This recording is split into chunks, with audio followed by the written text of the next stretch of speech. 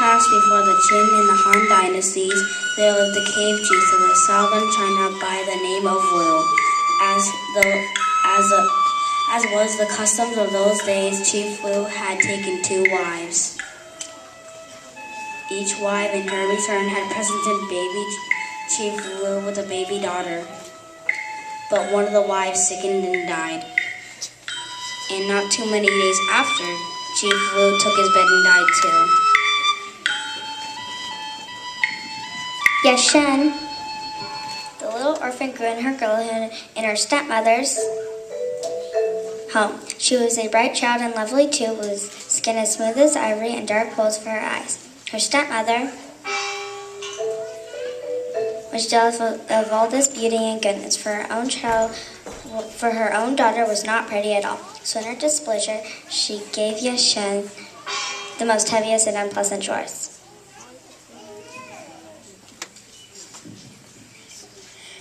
The only friend that Shen had to her name was a fish that she had caught and raised. It was a beautiful fish with golden eyes, and every day it would come out of the water and rest its head on the back of the pond, waiting for Shen to feed it. Stepmother gave Shen little enough food for herself, but the orphan child always found something to share with her fish, which grew to enormous size. Somehow the stepmother heard of this. She was terribly angry to discover that Shen had kept a secret from her. She hurried down to the pond but was unable to see the fish. For Shen's pet wisely hid itself. The stepmother, however, was a crafty woman, and she soon thought of a plan. She walked home and called out, Shen, go and collect some firewood, but wait, the neighbors might see you. Leave your fizzy coat here. The minute the girl was out of sight, her stepmother slipped on the coat herself and went down again to the pond. This time the big fish saw Shen's familiar jacket and heaved itself onto the bank, expecting to be fed. But the stepmother, having hidden a dagger in her sleeve, stabbed the fish, wrapped it in her garments, and took it home to cook for dinner. When Shen came to the pond that evening, she found that her pet had disappeared. Overcome with grief, the girl collapsed on the ground and dropped her tears into the still waters of the pond.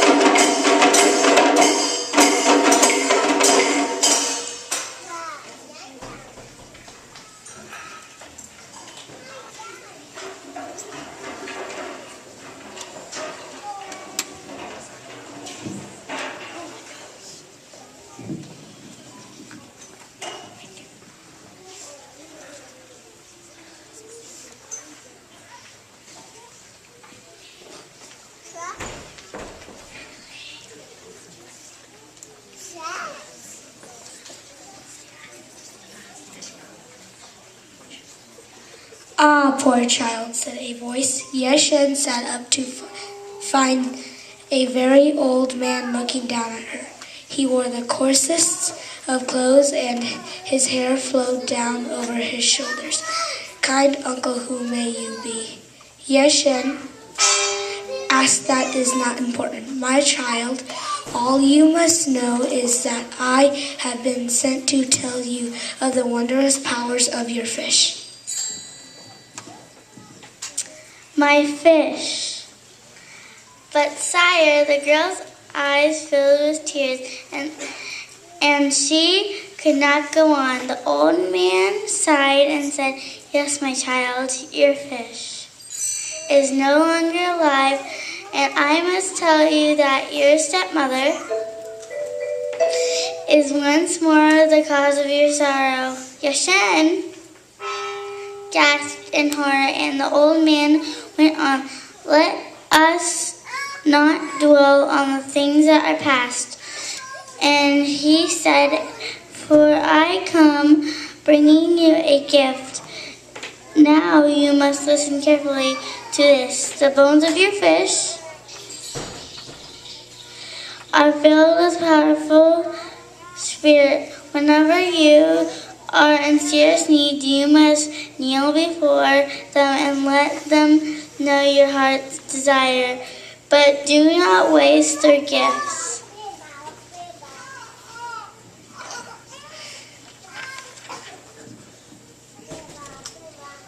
Shen wanted to ask the old sage many more questions, but he rose to the sky before she could utter another word. With heavy heart, Shen gathered the remains of her friend.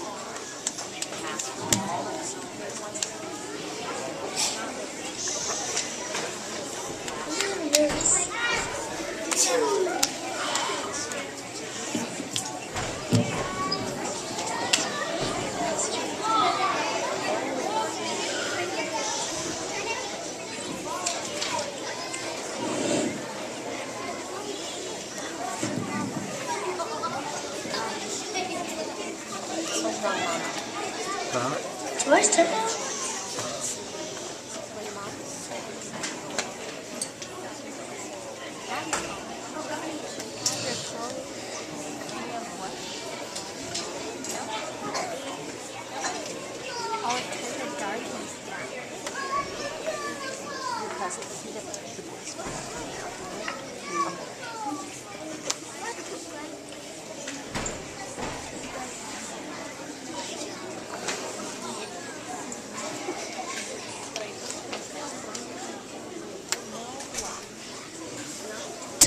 went by, and Shen, who was often left alone, took comfort in speaking to the bones of her fish. When she was quite hungry, which happened quite often, Shen would ask the bones for food.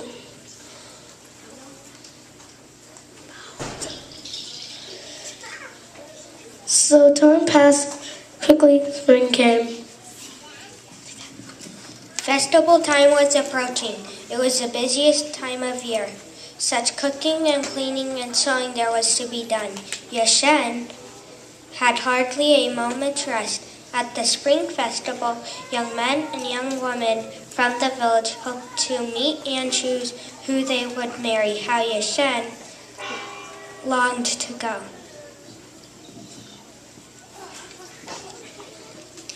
But her own stepmother had other plans. She hoped to find a husband for her own daughter and did not want any man to see the beautiful Shen first. When finally the holiday arrived, the stepmother and her daughter dressed themselves in their finery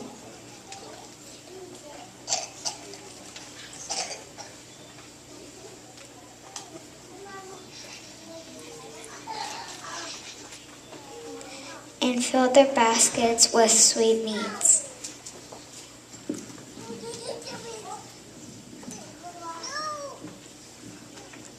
You must remain at home now and watch to see that no one steals the fruits from our trees. Her stepmother told Shen, and they departed from her banquet with her own daughter. As soon as she was alone, Shen went to speak to the bones of her fish. "Oh, my dear friend," she said, kneeling before the precious bones, "I long to go to the festival, but I cannot show myself in these rags. Is there somewhere I can borrow clothes to fit to wear to the feast?" At once she found herself dressed in a gown of azure blue with a cloak of kingfisher feather draped around her shoulder. Best of all, on her tiny feet were the most beautiful slippers she had ever seen. There were magic in the shoes. At Shen felt as if she walked on air.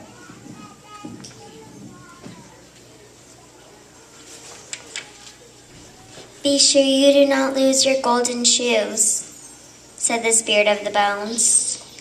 Shen promised to be careful. Delighted with her transformation, she bid a fond farewell to the bones of her fish as she slipped off to join the merrymaking.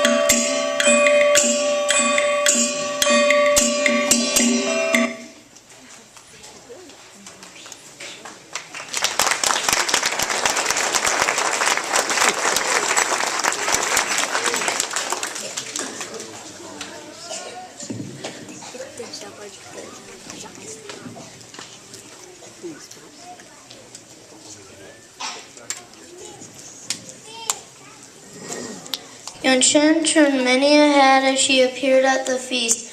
Everybody whispered, "Look at that beautiful girl. Who can she be?" But above the stepsister, it was hard to say, "Mother, does she not resemble our Shen?"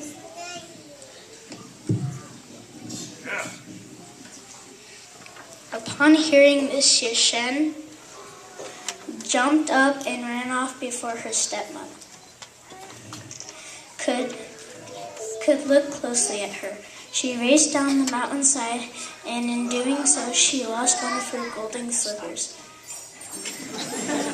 No sooner the shoe fallen from her foot, then all of her fine clothes turned into rags. Only one thing remained: a tiny golden shoe.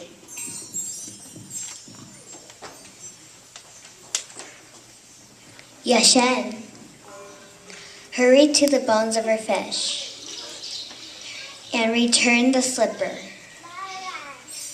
promising to find its mate. But now the bones were silent. She hid the little shoe in the bed straw and went outside to cry. Leaning against the fruit tree, she sobbed and sobbed until she fell asleep. The stepmother left the gathering to check on Shen. But when she returned home, she found the girl fast asleep, with her arms wrapped around a fruit tree. Meantime, a village had found a lost shoe. Recognizing its worth, he sold it to a merchant who presented it to the king of the island of Tuhan. The king was more than happy to accept the slipper as a gift. He was entranced by the tiny thing, and he marveled at its beauty. He became determined to find the woman to whom the shoe belonged.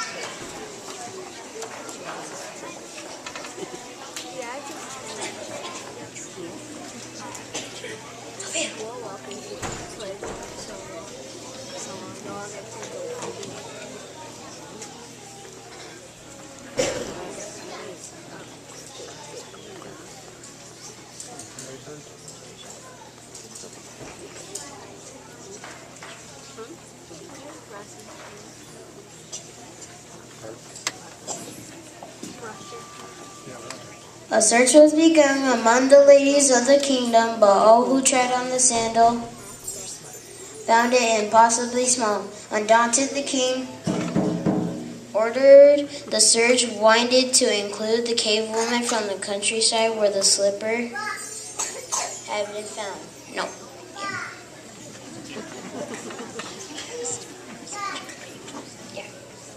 The king ordered that the sandal was to be placed in a pavilion by the side of the road near where it had been found, and his herald announced that the shoe was to be returned to its original owner. Then from a nearby hiding place, the king and his men settled down to watch and wait for a woman with tiny feet to come and claim her slipper.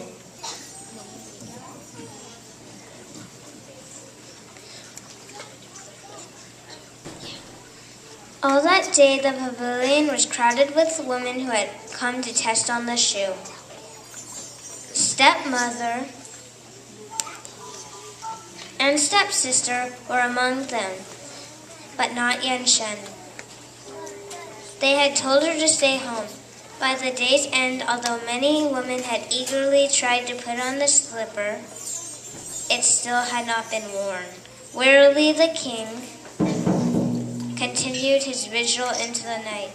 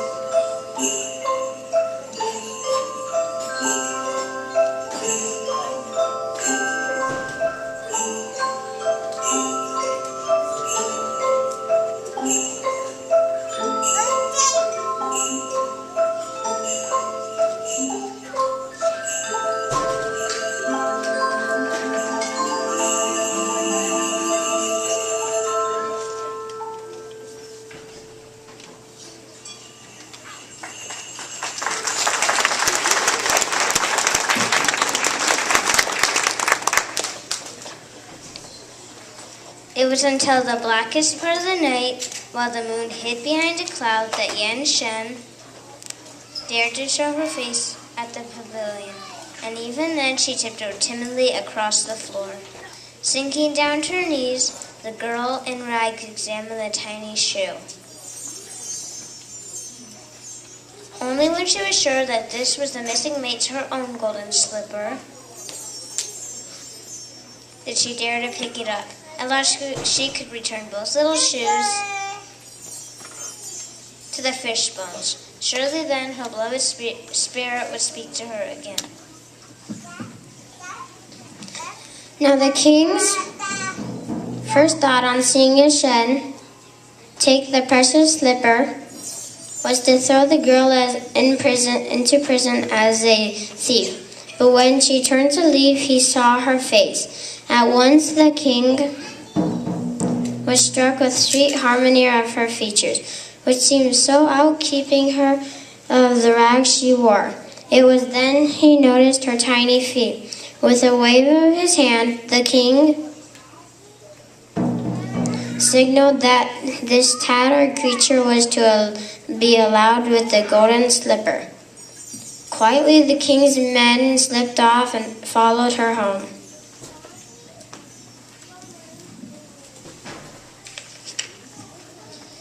Shen made her way home and was about to hide both sandals in her bedding where there was a pounding at the door. Shen went to see who it was and found the king at her doorstep. She was very frightened at first, but the king spoke to her in a kind voice and asked her to try the golden slippers on her feet. The maiden did as she was told.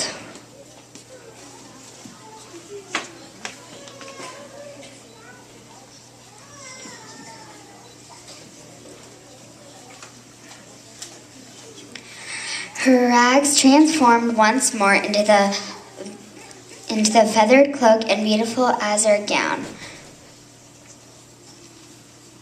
Her loveliness made her seem like a heavenly being, and the king suddenly knew in his heart that he had found his true love.